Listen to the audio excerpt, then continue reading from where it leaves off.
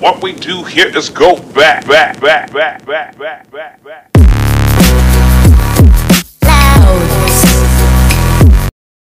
Magandang araw sa inyong lahat and welcome back to my YouTube channel.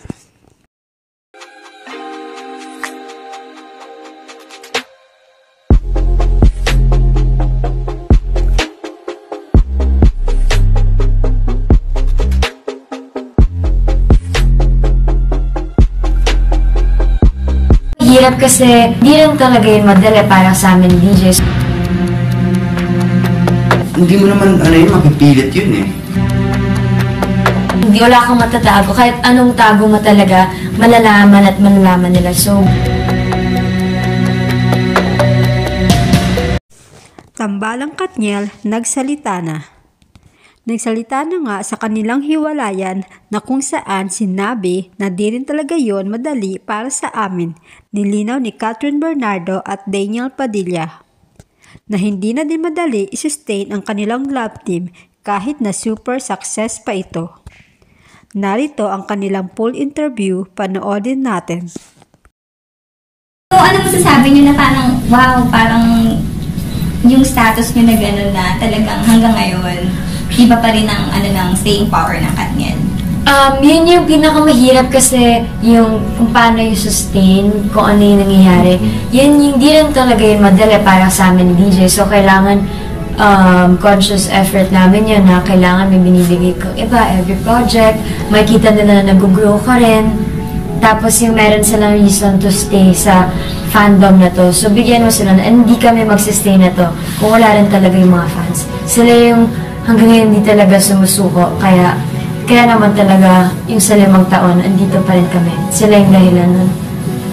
Pero do you guys think na may sikreto yun? Yung may formula or may secret yung kung paano masustain yung inyong... Siguro yung formula nun is yung bond na nakikita dun sa love team mismo. I think kasi kung ako man, isa akong fan. Gusto ko ng love team na mapapanood ko na sabay nag-grow. Alam mo yun, na totoo. Kasabay mo lumaki. Tsaka parang ikaw lang. Yung pag nakita mo parang kagaya mo lang din sila. Alam mo yun, yung nakikita mo yung sarili mo sa love team na yun. And yun yung pinaka-importante na nagigets ka ng tao and nakakonect sila sa'yo. And hindi mo naman mapipilit yun eh. I think natural yung lalabas. So, swerte yun siguro eh. Tsaka marami nakapansin na mas naging open na kayo pareho ngayon. Alam mo yun, parang hindi kayo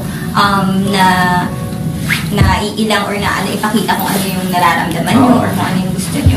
Parang natutunan din namin hindi wala kang matatago. Kahit anong tago mo talaga, malalaman at malalaman nila. So, bakit mo pa itatago? Or ba't ka pa swerte na lang din kami love team kami dalawa. Yeah, yun. Diba? Pero, ibang usapan din yung hindi naman kami love team. May mga sarili kami love teams. Siyempre, yun yung iba talaga. Ibang usapan din yun. Kaya kami naging maswerte kami at love team kami dalawa. So, Free kami to do kung anong gusto talaga. Kasi di ba ibabawal kung di man kayo totoong love team, ganyan. So, buti na lang. Siya, mas maganda yun. Mas maganda yun, yeah. And ako naman, ayoko nagkakompetensya. Mas kakompetensya ko sarili ko eh. Yun ang lagi kalabang ko lagi sarili.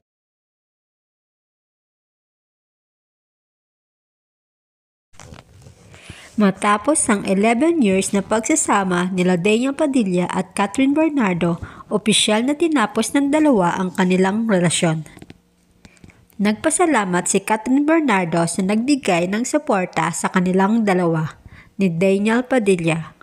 Sa kanyang Instagram post ngayon, sinabi ni Catherine na ang lahat ng pinagdaanan nila sa kanilang relasyon ni Daniel Padilla, di lang isa, di lang dalawa ang ginawang panloloko sa kanya ni Daniel Padilla. Sa caption nito, sinabi ni Catherine, "No more Katniel in the future. Chapter close. I hope this finally helps all of us forward. I won't be entertaining questions regarding this anymore. Thank you for understanding. Hindi naman nagpahuli si Daniel Padilla sa pagsasalita sa kanilang hiwalayan ni Catherine Bernardo. Tugon ng aktor, 11 years SKD, pag-ibig.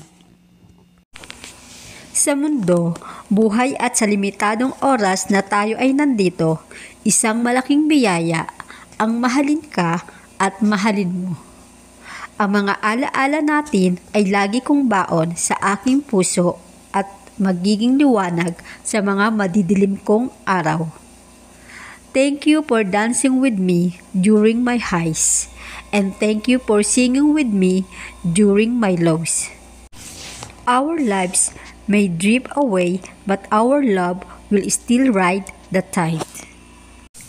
Katniels, maraming salamat sa pagmamahal nyo. Maraming salamat sa napakagandang pinagsamahan natin.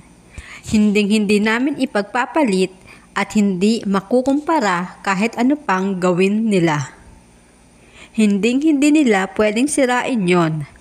This is beyond show business. Pamilya kayo at mga kaibigan. Magiging mahirap pero kailangan nating yakapin ang kinabukasan. I pray for us to grow and heal. But ang pagmamahal ko sa iyo ay walang hanggan at walang katapusan. Narito ang mga komento ng mga netizens na dismayado din sa paghiwalay ng Katniels. Ayon kay Paul Santos, okay lang yan. Need lang nila muna ng space. Diyan nila malalaman kung talagang kailangan nila ang isa't isa. Ayon kay Lizelle Collection, gabi ka na talaga 2023. Mahirap makapag-break pero mas mahirap mag-stay sa isang relasyon na di ka na masaya at lagi mong hinahanap yung worth mo. Hugs, Kat. Hello, love, goodbye, ang sabi ni Jade Ofle. Ang sabi naman ni Neil Aligada, the love team we've all come to know and love for at least 10 years. It has finally come to an end.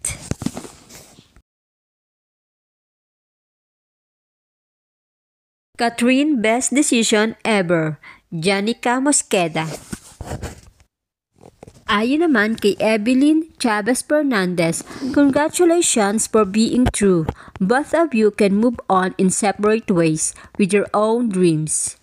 Your past life would be a beautiful story to continue with in a different roots. Let time heal your broken hearts.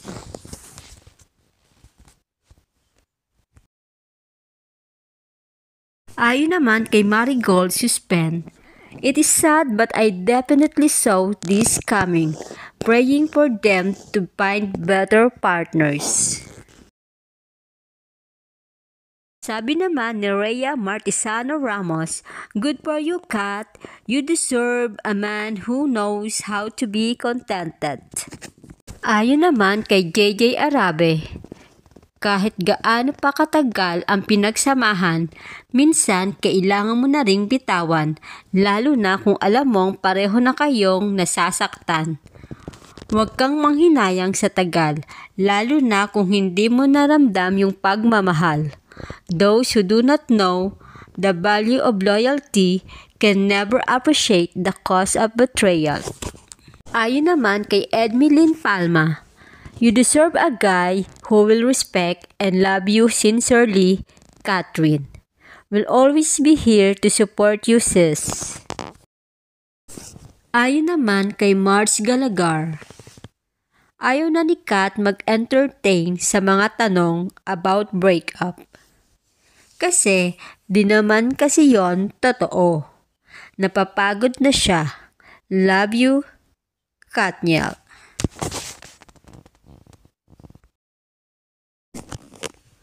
Ayon naman kay Aureliano Villaber, sending hugs, Kat. I love your strength and realness. despite the pain you have gone through. Always been a fan of you. Katniel. Ayon naman kay Yesha Gamboa, grabe naman talaga. Ang sakit nyo masyado. Mula Princess and I hanggang Too Good to be True. Sabihin nyong, it's a prank lang ito. Katniel, forever. Maraming salamat sa inyong lahat. And thanks for watching. And God bless.